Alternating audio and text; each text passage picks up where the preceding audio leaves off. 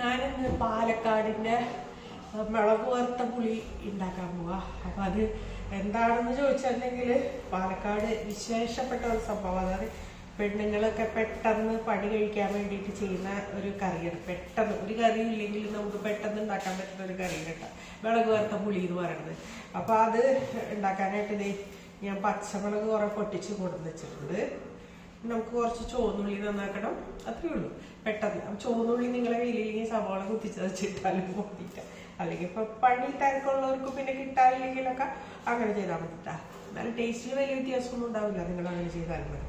അപ്പം എളുപ്പം ചെയ്യാം. അപ്പം വേറെ എവിടെയെങ്കിലും ഉള്ള ആൾക്കാർ ഇന്നെന്താ കറി എന്ന് ചോദിച്ചിട്ടുണ്ടെങ്കിൽ പറയും മുളക് വറുത്ത പുളി എന്ന് പറഞ്ഞെങ്കിൽ അവർ പെട്ടെന്ന് എനിക്ക് കൊതിയാവണുണ്ട് കേട്ടാന്ന് പറയും.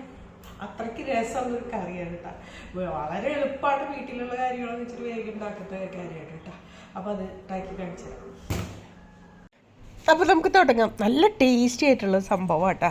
നമുക്ക് ഒരു 100 കൂട്ടം കറികളൊന്നും വേണ്ട, ഈ ഒരു കറി മാത്രം മതി നമുക്ക് കഴിക്കാനായിട്ട്. അത് ഇപ്പോൾ ചുവന്നുള്ളി നന്നാക്കി കൊണ്ടുവന്നിട്ടുണ്ട്, പിന്നെ കുറച്ച് പച്ചമുളകിൻ്റെ കാര്യം എന്താണെന്ന് വെച്ചാൽ നമ്മളെ എരിവിനനുസരിച്ച് നമ്മൾ ചേർക്കണം.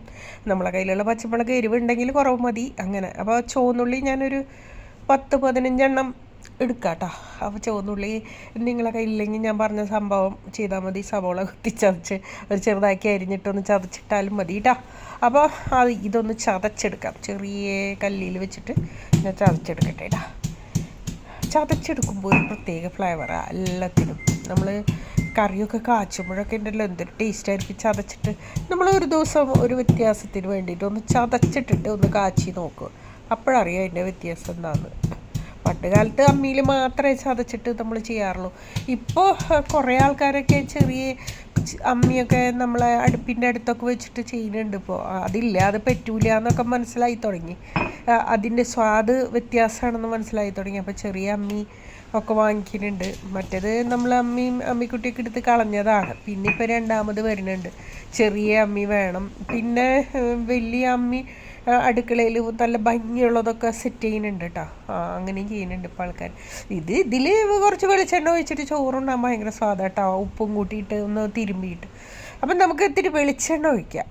വെളിച്ചെണ്ണ ആണ് നമുക്ക് ഏറ്റവും രുചി ഇതിന് കേട്ടോ. വേറെ എണ്ണ ഒഴിച്ചാൽ അത്രയ്ക്ക് ടേസ്റ്റ് കിട്ടില്ല. അപ്പോൾ നമുക്ക് വെളിച്ചെണ്ണ തന്നെ ഒഴിച്ചാൽ മതി. അപ്പോൾ കുറച്ച് വെളിച്ചെണ്ണ ആവശ്യത്തിന് ഒഴിച്ചാൽ മതി. ഇപ്പോൾ വെളിച്ചെണ്ണ കൂടുതലും കുറവൊക്കെ നിങ്ങൾ തന്നെ തീരുമാനിക്കണം. എണ്ണ കൂടുതൽ വേണ്ടാന്നുള്ളവർക്ക് എണ്ണ കുറവ് മതി കേട്ടോ. അപ്പോൾ അതിലേക്ക് നമുക്ക് കടുകിടണം, കുറച്ച് ഉലുവ ഇടണം.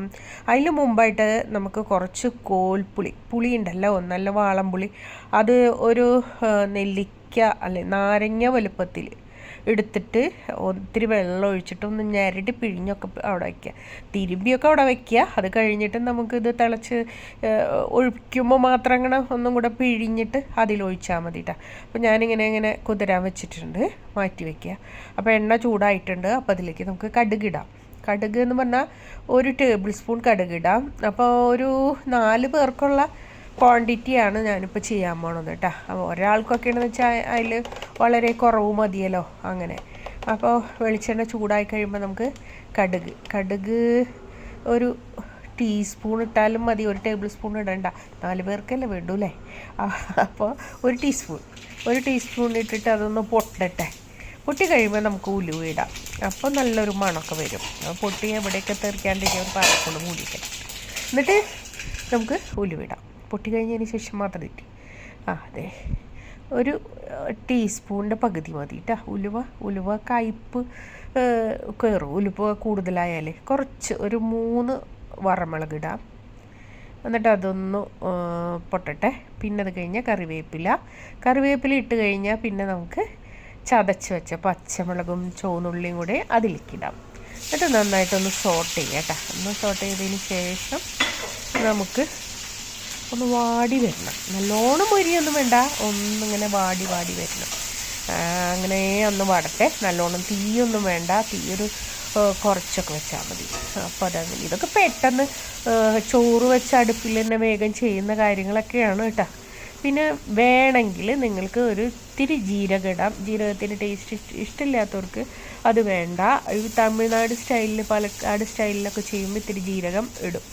പിന്നെ പുളി പിഴിഞ്ഞ് അതിലേക്ക് ഒഴിച്ചു. ഇനി വേണ്ടത് ഒരു 2 ഗ്ലാസ് വെള്ളം കൂടെ അതിലേക്ക് ഒഴിക്കുക കേട്ടോ. അപ്പോൾ കറക്റ്റായി. വേറെ വേറെ മസാലക്കൂട്ടൊന്നും അതിലേക്ക് ചേർക്കണില്ല കേട്ടോ. പിന്നെ ഒരു നുള്ളു മഞ്ഞൾ, അത് വേണമെന്നുണ്ടെങ്കിൽ നിങ്ങൾക്ക് ചേർത്താൽ മതി, പക്ഷെ നല്ലതാണ്. ചില ആൾക്കാർ ചേർക്കും, ചില ആൾക്കാർ ചേർക്കില്ല. അപ്പോൾ മഞ്ഞൾ ഒരു 1/2 ടീസ്പൂൺ മഞ്ഞൾ അത്ര ഇട്ടിട്ട് നന്നായിട്ട് തിളച്ച് പുളിയുടെയും ഒക്കെ ഒന്ന് കുത്തുമണന്ന് പോട്ടെ. പിന്നെ പച്ചമുളകും ചുവന്നുള്ളിയും ഒക്കെ ഒന്ന് വെന്ത് എല്ലാത്തിലേക്കും ഒന്ന് കലർന്ന് വരും. ആവശ്യത്തിന് ഉപ്പിടുക. ഉപ്പിട്ടിട്ടില്ല ഇതുവരെ, ഉപ്പ് നോക്കിയിട്ട് ഇടുക. കണ്ട, ഉപ്പിടാം. ചിലർ ഇതിൽ ഒരു നുള്ളു പഞ്ചസാര ഇടാറുണ്ട്, അത് വേണമെന്നുണ്ടെങ്കിൽ മാത്രം ഇട്ടാൽ മതി. ഇവിടെ ഇടില്ല. അപ്പോൾ അത് നന്നായിട്ട് തിളയ്ക്കട്ടെ.